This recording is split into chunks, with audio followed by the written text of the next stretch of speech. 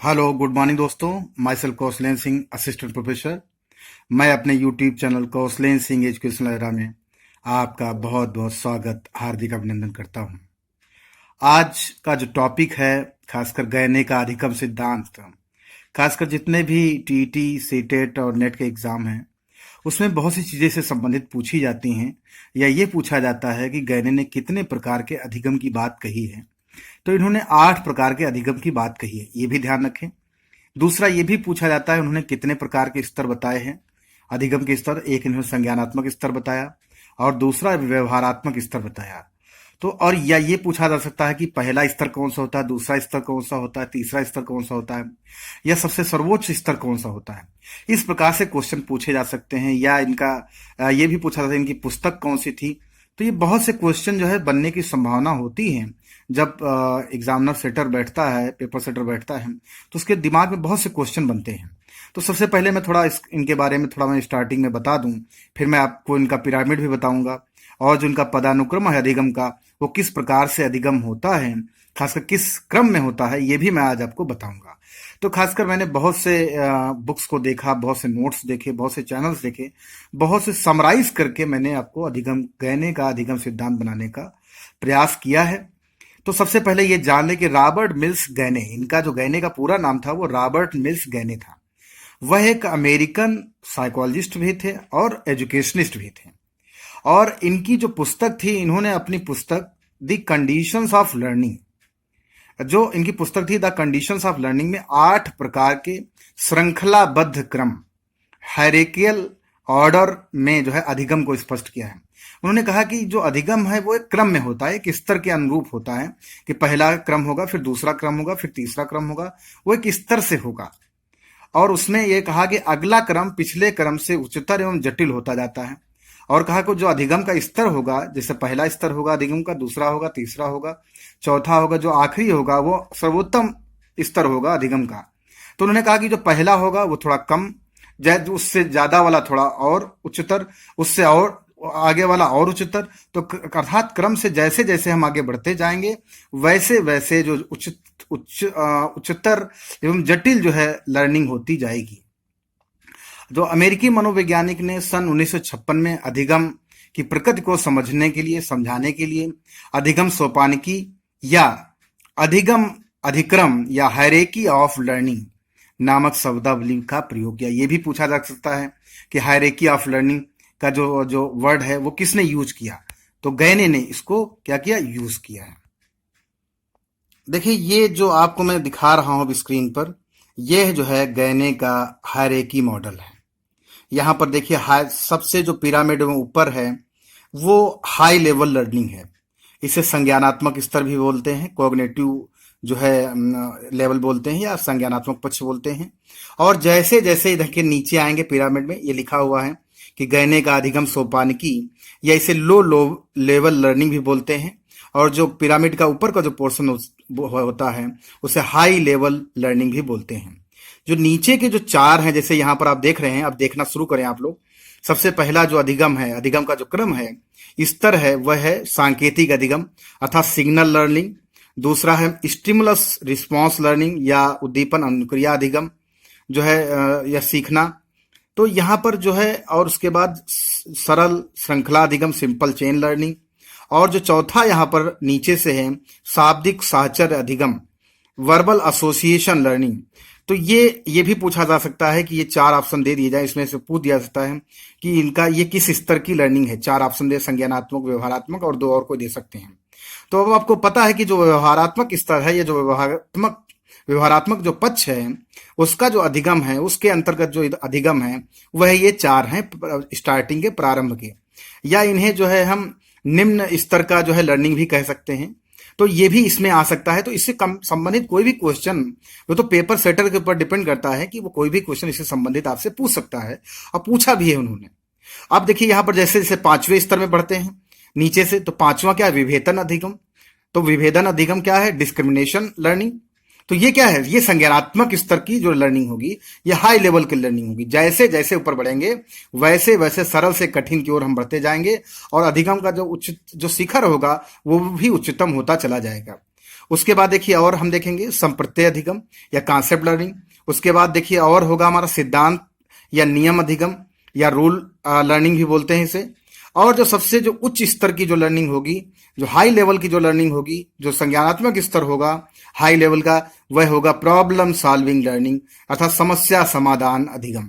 तो ये जो अभी अभी आपको दिखाया है, ये गयने का हायरार्की जो है मॉडल है। इसको कहीं ना कहीं एग्जाम में जरूर पूछा जाता है। और ये अधिगम के जो स्तर हैं ये जरूर आपको पता होना चाहिए। ये 8 स्तर होते हैं, ये भी पता हो। और फिर से एक बार सुन ले, मैं अभी आपको एक एक करके आगे आपको मैं इनको डिफाइन भी करूंगा कि प्रत्येक स्तर में किस प्रकार से लर्निंग होती है। पहला जैसे यहाँ बताया गया सांकेतिक अधिगम, लो लेवल का लर्निंग है। और ये व्यवहारात्मक स्तर की लर्निंग है। तो उद्दीपन अनुक्रिया अधिगम। तीसरा है सरल श्रृंखला अधिगम। चौथा जो है शाब्दिक साहचर्य अधिगम। पांचवा है विभेदन अधिगम। और जो छठवां है वो है संप्रत्यय अधिगम या कॉन्सेप्ट लर्निंग। और सातवां है सिद्धांत या नियम अधिगम या रूल लर्निंग। और लास्ट और अंतिम जो है उच्च स्तर का जो अधिगम है वह है समस्या समाधान अधिगम। अब जो है मैं एक एक करके आपको इसके बारे में एक्सप्लेन करूंगा। पहले हम इसके बारे में थोड़ा और भी जान लें कि रॉबर्ट गैने ने अधिगम के 8 प्रकार बताए हैं, परिभाषित किए हैं, जिन्हें सरल से कठिन की ओर देखा जा सकता है। ये देखिए एक एक पॉइंट को मैंने बहुत अच्छे से यहाँ पर आप लोगों के निकाल के लाए हैं। तो यहाँ पर क्या होता है, अगर ये पूछा जाए कि जो पिरामिड होता है उसमें नीचे से ऊपर की ओर कैसे जाते हैं, तो नीचे से ऊपर की ओर सरल से कठिन की ओर देखा जा सकता है। गैने ने कहा है कि सीखना व्यक्ति के मस्तिष्क के भीतर घटित होने वाली एक प्रक्रिया है, जिसकी तुलना हम जैविक क्रियाओं से कर सकते हैं, क्योंकि अधिगमकर्ता का सबसे महत्वपूर्ण पक्ष उसकी इंद्रियां हैं अर्थात सेंसरी ऑर्गन्स हैं। उसके अलावा यहाँ एक चीज और भी बताई है गैने ने कि गैने ने व्यवहारवादी स्थितियों को संज्ञानात्मक विचारों के तथ्यों से जोड़कर विभिन्न प्रकार के अधिगमों के एक पदानुक्रमित प्रतिमान की रचना करते हैं। अधिगम सोपानिकी को पिरामिड व निम्न विधियों से भी समझा जा सकता है। अब जो सबसे पहला है, रॉबर्ट जो मिल्स गैने जो थे, उनका जो पिरामिड था उसका जो सबसे लो लेवल का जो लर्निंग का जो स्तर था अर्थात बिहेवियरल लर्निंग का जो सबसे लोअर स्तर था, लोअर लेवल था, वह था सांकेतिक अधिगम या सिग्नल लर्निंग इसे बोलते हैं। और ये ध्यान रखें इसके बारे में क्या गया मैं आपको बता दूं कि और ये सरल से कठिन की ओर है। यहाँ पर यह शास्त्रीय अनुकूलन अधिगम अर्थात क्लासिकल कंडीशनिंग लर्निंग जैसा है। अर्थात जैसे आपने देखा होगा कि जब अगर हम पानी के बतासे देखते हैं तो हमारे मुंह में पानी आ जाता है, या कोई हम खट्टी चीजें देखते हैं तो हमारे मुंह में पानी आ जाता है। तो इसी प्रकार ये क्या है, स्वाभाविक क्रियाएं हैं। अर्थात उसको देखकर हमारे मुंह में पानी आ रहा, सिंगल यहाँ पर सिग्नल आ गए हमको। अब देखिए जिसमें किसी तटस्थ उद्दीपन के साथ किसी स्वाभाविक उद्दीपन को एक साथ अनेक बार दिया जाता है। अब जैसे कैसे बताया इन्होंने कि पावलो के प्रयोग में घंटी की आवाज क्या है, एक तटस्थ उद्दीपन है।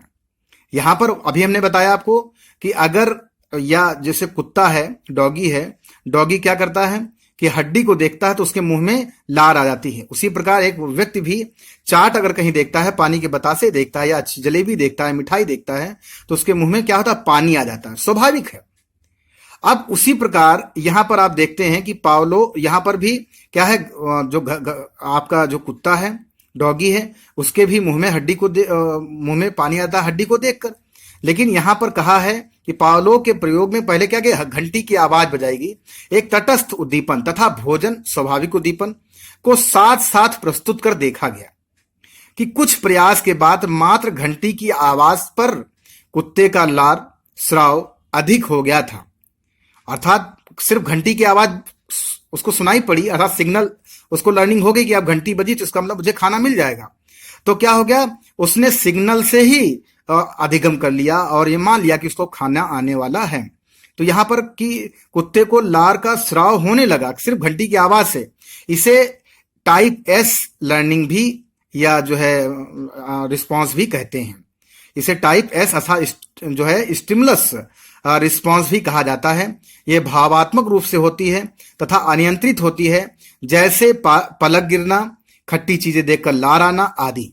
एक चीज इसका बहुत अच्छा खासकर एजुकेशनल इम्प्लीकेशन भी है कि छोटी कक्षाओं में बच्चों को का से कबूतर, खा से खरगोश इसीलिए सिखाता है कि का को देखकर वो क्या करे, खा की याद आ जाए, या कबूतर को देखकर का की याद आ जाए, खा खा खरगोश को देखकर खा की याद आ जाए और कबूतर को देखकर का की याद आ जाए। तो ये छोटी कक्षाओं में जो सांकेतिक अधिगम है इसका अपना एक बहुत बड़ा इंपॉर्टेंस होता है।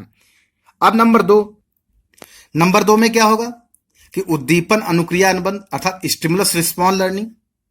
ये जो है हमने बताया कि पिरामिड में के ये नीचे से दूसरा स्तर है और ये व्यवहारात्मक जो है पक्ष है और ये लो लेवल की लर्निंग है। और यहां पर उद्दीपन अनुक्रिया अनुबंध इसमें कहते हैं, जैसे यहां पर देखिए मैं आपको एक एक करके बताता रहूंगा कि इसमें प्राणी किसी उद्दीपन के प्रति एक ऐच्छिक अनुक्रिया संपादित करता है। परिणाम सुखद होने की स्थिति में धीरे धीरे संबंधित उद्दीपन के प्रति उसी प्रकार की अनुक्रिया को सीख लेता है। इसका एग्जाम्पल क्या है, सबसे अच्छा एग्जाम्पल है कि स्किनर का operant conditioning theory of learning आपने पढ़ी है और मेरे यूट्यूब चैनल पे पढ़ा भी है कि उसमें स्किनर बॉक्स था कि वहां पर एक भूखे जो है आपने देखा होगा चूहे को बंद कर दिया जाता है और वहां पर क्या करता है, वो इधर उधर हाथ पैर मारता है। एक बार धोखे से उसका जो है लीवर पे क्या होता है, जो है पैर पड़ जाता है, खट की आवाज आती है, लाइट जलती है और क्या उसको खाना उसकी तस्तरी में आ जाता है। तो यहां पर स्किनर बॉक्स में चूहा लीवर दबाने की प्रक्रिया सीख जाता है और वो फिर क्या करता है, बार बार कर लेता। अब क्या है, पहली बार बहुत टाइम लगा लेकिन अब उसको क्या है, बहुत कम समय में उसने जो है खाना प्राप्त करना सीख लिया। इसे बोलते हैं टाइप आर जो है अनुबंधन भी कहा जाता है, इसे टाइप रिस्पॉन्स जो है लर्निंग भी कहा जाता है। तो स्टिमुलस रिस्पॉन्स लर्निंग इसीलिए इसको उद्दीपन अनुक्रिया अनुबंध और इसे जो है टाइप रिस्पॉन्स जो है लर्निंग भी कहा जाता है। ठीक है, अब देखिए अब नंबर 3 में आ जाते हैं हम। नंबर 3 जो गैनी ने बताया है, गैनी ने बताया सरल श्रृंखला अधिगम अर्थात learning by of simple chain. तो कहा कि लर्निंग ये जो है ये भी जो है व्यवहारात्मक स्तर का जो है लर्निंग है, ये पिरामिड के नीचे स्तर का है, सरल से कठिन की ओर हम बढ़ रहे हैं। अब ये तीसरे नंबर का है नीचे से। तो इसमें एक क्रम से होने वाले अलग अलग उनके उद्दीपन उन क्रिया संबंधों के सेट द्वारा अधिगम किया जाता है। यहां पर यह कहा कि जब हम कोई काम करते हैं तो एक साथ उसकी चेन बनी हुई होती है। जैसे कार चलाना, दरवाजा खोलना।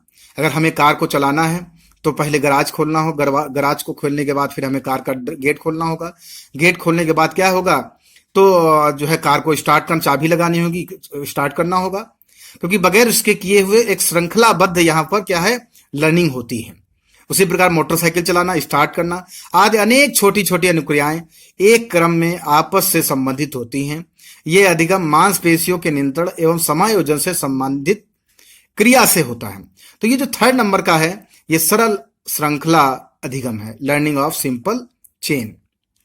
अब जैसा हमने बताया कि लो लर्निंग लेवल में, खासकर जो पिरामिड में जो व्यवहारात्मक पक्ष होता है उसका जो है अंतिम ये स्तर होता है। यह व्यवहारात्मक स्तर का ये अंतिम पक्ष होता है, अंतिम स्तर होता है शाब्दिक साहचर्य अधिगम, लर्निंग ऑफ वर्बल एसोसिएशन। अब जैसे मैंने स्पष्ट रूप से बिल्कुल सिंपल तरीके से अब मैंने इसमें आपको बहुत सी चीजें बताने का काम किया है। यह श्रृंखला अधिगम का ही एक प्रकार है, यह श्रृंखला अधिगम का ही एक प्रकार है। इसमें गत्यात्मक श्रृंखला ना होकर शाब्दिक श्रृंखला होती है। जैसे इसमें शाब्दिक इकाइयों की श्रृंखला बनाई जाती है और अधिक जटिल शाब्दिक श्रृंखला के लिए व्यवस्था क्रम एक संकेत का कार्य करती है। बालक बोलना सीखता है तथा शाब्दिक श्रृंखला के माध्यम से ही वाक्यों का निर्माण करता है। बालक पहले गेंद शब्द सीखता है, सबसे पहले क्या होता है, एसोसिएशन करना सीख जाता है कि क्या पहले शब्द क्या सीखता है, गेंद सीखता है। उसके बाद कहता है ये लाल गेंद है, अर्थात गेंद तो पता था, अब क्या है जो एसोसिएशन किया लिया किसका, वर्ड्स का, अर्थात उसके बाद कहा ये लाल गेंद, अर्थात वह शाब्दिक श्रृंखला बनाना सीख लेता है। ये भी एक प्रकार का लर्निंग हुआ। तो ये क्या है, ये जो हमने बताया शाब्दिक साहचर्य अधिगम, जो व्यवहारात्मक जो स्तर होता है उसका जो अंतिम और उच्च प्रकार का अधिगम होता है। अब खासकर जैसे हमने बताया कि ज्ञानात्मक स्तर या ज्ञानात्मक पक्ष में जो सबसे निचले स्तर पर जो लर्निंग होती है वह है विभेदन अधिगम या डिस्क्रिमिनेशन लर्निंग जिसे बोलते हैं। यहां देखिए एक एक चीजें मैं आपको बहुत बताने का आसान तरीका बता रहा हूं और उसको अगर आप एक बार पढ़ लेंगे, फिर आपको किसी भी बुक में, किसी भी यूट्यूब चैनल में आपको गैने की थ्योरी देखने की जरूरत नहीं पड़ेगी। चाहे वो बीएड हो, चाहे एमएड हो, चाहे टीटी हो, चाहे डीएसएसआरबी हो, या कोई भी कम्पिटिटिव एग्जाम हो, चाहे रिक्रूटमेंट खासकर टीचर से संबंधित हो, आपको कहीं पर भी दोबारा कोई भी बुक पढ़ने की आपको जरूरत नहीं पड़ेगी। तो यहाँ पर इस प्रकार के अधिगम के अंतर्गत व्यक्ति शब्दों के अर्थों में सूक्ष्म विवेदन की क्रिया कर सकता है। जैसे अब जैसे सूक्ष्म क्या है, जैसे लाल पीला ये अलग अलग है, लेकिन जैसे आपको पता होना चाहिए कि लाल, गुलाबी, नारंगी रंगों में सूक्ष्म अंतर को समझना आदि, ये क्या विभेदन अधिगम है। आप बारीक चीजें उसके बारे में समझ रहे हैं, ये क्या होता है, ये संज्ञानात्मक स्तर का प्रारंभिक जो है अधिगम होता है। तो यहां पर ये खासकर छात्रों में इस प्रकार का अधिगम जब होता है तो कहा इस प्रकार से अधिगम होता है, लाल, गुलाबी, नारंगी रंगों में सूक्ष्म अंतर को समझना आदि। तथा उसमें यह भी कहा संकेत तथा श्रृंखला अधिगम इसकी पूर्व आवश्यकता है। संकेत से सीखना, श्रृंखला से सीखना, ये क्या है, इसकी पूर्व आवश्यकता है। ये लक्षणों के एक समूह को दूसरे समूह से अलग करने का अधिक जैसा है। तो मतलब एक दूसरे को ये अलग करता है, एक दूसरे से अलग करता है, विभेद कराता है, इसीलिए इसका नाम जो है विभेदन अधिगम है। संज्ञानात्मक पक्ष में या संज्ञानात्मक स्तर में जो उसके ऊपर जो है संप्रत्यय जो छठे नंबर पे है वो संप्रत्यय अधिगम है, कॉन्सेप्ट लर्निंग बोलते हैं। बिल्कुल सिंपल सा है यहाँ पर भी कि कॉन्सेप्ट लर्निंग क्या होती है, किसी वस्तु के सामान्य गुणों के आधार पर किसी विशेष अर्थों को सीखना ही संप्रत्यय है। जैसे मैंने कहा सम और विषम क्या है, सम के बारे में हमने बताया कि अगर ये संख्या इससे भाज्य हो जाएगी तो ये क्या होगी, सम होगी। अगर ये संख्या इससे भाज्य हो जाएगी तो ये संख्या विषम होगी। तो अर्थात ये जो सम और विषम संख्याएं हैं, जो ये क्योंकि आपका कॉन्सेप्ट है, अगर ये आपका कॉन्सेप्ट क्लियर है तो ये इस प्रकार की लर्निंग आपके अंदर हो गई। तो ये संप्रत्यय लर्निंग हो, किसी चीज समान गुणों के आधार पर क्या करें हम, उसके अर्थों को सीखना ही संप्रत्यय होता है। अब आता है नंबर 7 पर, जैसा यहां पर दिया हुआ है, सिद्धांत या नियम अधिगम या रूल लर्निंग। आप देखिए रूल क्या होता है, जैसे बिल्कुल ये भी बिल्कुल एक प्रकार का लर्निंग है। ये बिल्कुल हम करीब पहुंच रहे हैं, संज्ञानात्मक स्तर के उच्चतम शिखर पर पहुंच रहे हैं लर्निंग की। सीखना संप्रत्यय के सीखने पर सर्वाधिक आधारित होता है। देखिए आपको ये भी बता दें कि बहुत ज्यादा कॉन्सेप्ट पर डिपेंड होता है, लेकिन सिद्धांत या नियम से दो या दो से अधिक संप्रत्यय के बीच निहित संबंध का पता चलता है। सीखने में सबसे ज्यादा अभी हमने बताया कॉन्सेप्ट का बहुत महत्वपूर्ण योगदान रहता है, लेकिन सिद्धांत या नियम से हम दो संबंध जो संप्रत्यय हैं उनके बीच क्या करते हैं, संबंधों का पता लगा लेते हैं।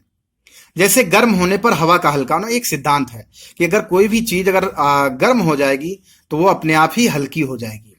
इसमें क्या है, गर्म एक अलग संप्रत्यय है और हवा एक अलग संप्रत्यय है। दोनों चीजें ये क्या है, ये एक प्रकार का सिद्धांत जो है अधिगम है या नियम जो है अधिगम है। आप देखिए खासकर रॉबर्ट मिल्स गैने का जो कॉन्सेप्ट था, जो पिरामिड था, पिरामिड में संज्ञानात्मक स्तर का जो सर्वोत्तम स्तर की जो लर्निंग है वह है आपकी समस्या समाधान अधिगम या प्रॉब्लम सॉल्विंग लर्निंग। तो प्रॉब्लम सॉल्विंग लर्निंग अपने आप में एक बहुत इंपॉर्टेंट भी है।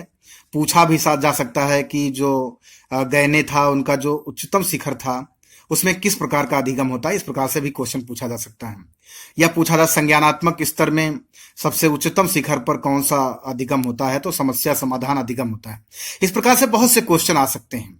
और ये खासकर अधिगम का ये जितने भी हमने चाहे ट्रायल एंड एरर थ्योरी पढ़ा हो, चाहे ऑपरेंट कंडीशनिंग थ्योरी पढ़ी हो, या कंडीशन रिफ्लेक्स थ्योरी पढ़ी हो, या और जितनी भी थ्योरीज हैं चाहे मैस्लो की पढ़ी हो, ये सबसे ऊपर है, सर्वोच्च है। यहां पर जो बताया गया अधिगम क्या कहा गया, सूझ के द्वारा। यहां जो बात हो रही है अधिगम सूझ के द्वारा होता है। यहां प्रॉब्लम सॉल्विंग जो लर्निंग होती है, और जो ये अधिगम होता है ये अस्थाई जो है, बहुत ही स्थायी अधिगम होता है। इसकी छाप बहुत गहरी होती है और ये ना भूलने वाला अधिगम होता है। जैसा इसका एग्जाम्पल आपने सब लोग देखा है, जो गैस्टॉल्टिज्म थे, गैस्टॉल्ट एक विचारधारा थी, उन्होंने अपने सिद्धांत में कोहलर, वर्दिमर, कोफ्का और ये जो है इनके, और वर्दिमर, कोहलर, कोफ्का ये इसके बहुत ज्यादा समर्थक थे। लेनिन भी थे इसके समर्थक। उन्होंने कहा है कि जो अधिगम होता है ये ट्रायल एंड एरर से नहीं होता है, सिग्नल से नहीं होता है। अधिगम जो है कहीं ना कहीं उन्होंने बताया है कि सूझ के द्वारा होता है। जैसे इन्होंने कहा कि जब कोई व्यक्ति घटनाओं को श्रृंखला में कुछ लक्ष्यों को प्राप्त करने के लिए दो या दो से अधिक सिद्धांतों तथा अधिनियमों को चिंतन के आधार पर प्रयोग करता है तो उसे समस्या समाधान कहते हैं। जब लक्ष्य की प्राप्ति हो गई तो उसका अर्थ है कि छात्र ने कुछ अधिक सीखा है तथा नए ज्ञान का उपयोग करते हुए नई निष्पत्ति कर सकता है। तो समस्या समाधान में बिल्कुल इसका एग्जाम्पल सटीक है इनसाइट थ्योरी का, कि एक पिंजड़े के अंदर एक जो बड़ा सा जो पिंजड़ा था उसके अंदर चिंपैंजी को 6 चिंपैंजियों को बंद कर दिया गया था और उसी में कमरे के वो जो चिंपैंजी थे वो भूखे थे और उसी कमरे के अंदर क्या किया गया, एक कमरे में ऊपर क्या किया गया कि केले लटका दिए गए और वहां पर ये तो बताया नहीं गया चिंपैंजियों से कि ऊपर केले होंगे, जब भूखे होना तो ऊपर आप जो है निकाल लेना। तो यहाँ तो लर्निंग होगी, किसके ऊपर होगी, इनसाइट के ऊपर होगी। तो ये क्या समस्या, कोई समस्या आएगी उसके समाधान के ऊपर आएगी। तो यहाँ पर जो ये अधिगम है, यहाँ पर ये उच्च स्तर का अधिगम होगा जैसा गैने महोदय ने बताया है। यहाँ पर जैसा आप जानते हैं कि इनसाइट थ्योरी एक अपने आप में एक बहुत ही, खासकर हिंदी साइंस के जो सब्जेक्ट हैं, खासकर मैथ है, आपका जो साइंस है, बायो है, इन सब में समस्या समाधान अधिगम अपने आप में एक अलग ही स्थान रखता है। तो यहाँ पर जो सुल्तान नामक जो चिंपैंजी था उसने क्या किया, जब भूखा था, पूरा जो है दरवाजा बंद था और केले ऊपर लगे हुए थे, तो उसने अपने सूझ के द्वारा देखा कि उस कमरे के अंदर बक्से कुछ रखे हुए हैं। तो उसने एक बक्से को उठाकर उसके केलों के नीचे लगाया और उसको, जो सुल्तान नामक चिंपैंजी था, उसको केलों को प्राप्त करने का उसने प्रयास किया, लेकिन वो सफल ना हो सका। फिर उसने अपनी इनसाइट का इस्तेमाल किया, बुद्धि का इस्तेमाल किया और केलों को प्राप्त करने का प्रयास किया, लेकिन नहीं प्राप्त कर पाया। फिर उसने दूसरा बॉक्स रखा, फिर भी नहीं प्राप्त कर पाया, फिर तीसरा रखा, तीसरा प्राप्त, जहां लगाया उसने तुरंत ही उसने केलों को प्राप्त कर लिया। अर्थात उसको कभी सिखाया नहीं गया था, उसने सूझ के द्वारा प्रॉब्लम सॉल्विंग अर्थात अपनी समस्या को सॉल्व किया और इसे ही कहा गया समस्या समाधान अधिगम, जो कि संज्ञानात्मक स्तर का सर्वोच्च स्तर का अधिगम होता है और जिसके बारे में खासकर गैने महोदय ने बहुत जोर देकर बताया है। इसीलिए जो इनका कॉन्सेप्ट है खासकर लर्निंग का, पूरे वर्ल्ड में बहुत ज्यादा स्वीकार है। आज का वीडियो आप सबको कैसा लगा जरूर मुझे कमेंट बॉक्स में बताएं। मैंने पूरा प्रयास किया है कि टेट, सीटेट, जितने भी कॉम्पिटिटिव एग्जाम है, नेट, कहीं पर भी अगर गैने से संबंधित कोई भी प्रश्न आता है तो मेरा कोई भी स्टूडेंट कोई भी पॉइंट्स उसमें छूटे ना। आज का वीडियो कैसा लगा जरूर मुझे बताएं, मैं और आपको अच्छे से अच्छे वीडियो आपको देता रहूंगा। और आप सबको बहुत बहुत धन्यवाद जो आपने मेरे चैनल को इतना सब्सक्राइब किया, इतना प्यार दिया, हौसला अफजाई की। इतने कम समय में, 4 महीने के समय में आपने इतने सब्सक्राइबर्स बढ़ा दिए, जिसका मैं तहे दिल से शुक्रगुजार हूं। और आगे भी आप सबका प्यार, हौसला अफजाई मिलती रहेगी, यही आपसे अपेक्षा करते हैं। और मेरे चैनल को सब्सक्राइब करते रहें, लाइक करते रहें, शेयर करते रहें और अपने महत्वपूर्ण सुझाव जरूर मुझे देते रहें, जिससे मैं मोटिवेट हो सकूं। धन्यवाद, नमस्कार दोस्तों।